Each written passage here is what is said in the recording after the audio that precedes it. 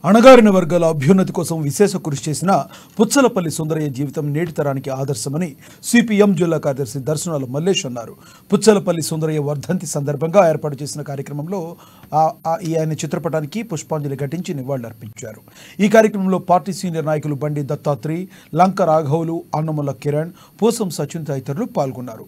ఈ మేరకు పార్టీ జిల్లా కార్యదర్శి దర్శనాల మల్లేష్ మాట్లాడుతూ భారతదేశంలో మొట్టమొదట వ్యవసాయ కార్మికుల కోసం సంఘాన్ని పుచ్చలపల్లి సుందరయ్య ఏర్పాటు చేశారని తెలిపారు. తొలి పార్లమెంట్లో ప్రధాని నెహ్రూతో కలిసి అనేక చారిత్రాత్మక నిర్ణయాలకు ప్రతిపక్ష నేతగా తన సలహాలు ఇచ్చారని తెలిపారు. ఆ మహనీయుడి ఆశయాలకు అనుగుణంగా నడుచుకుంటూ కార్మిక వర్గం హక్కుల సాధనకు పాటుపడాలని పిలుపునిచ్చారు. భారతదేశంలో సమసమాజ నిర్మాణానికై పోరాడతాం. భారతదేశంలో సమసమాజ నిర్మాణానికై జోహార్ కామ్రేడ్ పుచ్చలపల్లి సుందరయ్య.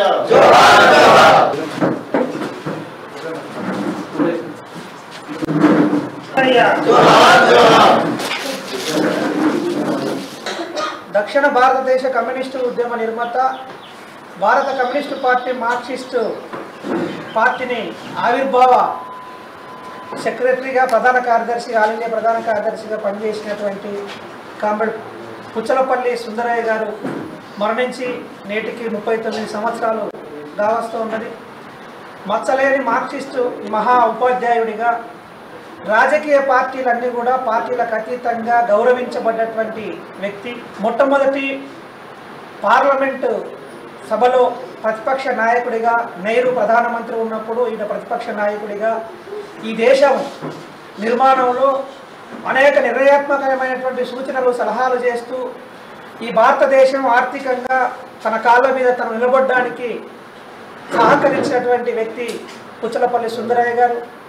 అగ్రకులంలో పుట్టినటువంటి ఆయన అణగారిన ప్రజల కోసం పనిచేశాడు.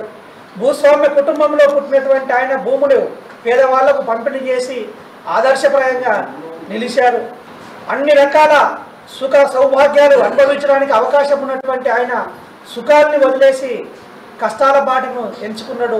కార్మికుల కోసం, ప్రజల కోసం, ఆయన ఆశయ సాధన కోసం కమ్యూనిస్టు పార్టీ, సిపిఎం పార్టీ కార్యకర్తలు, శ్రేయోభిలాషులు అందరూ కూడా కలిసికట్టుగా పనిచేసి దోపిడీదారి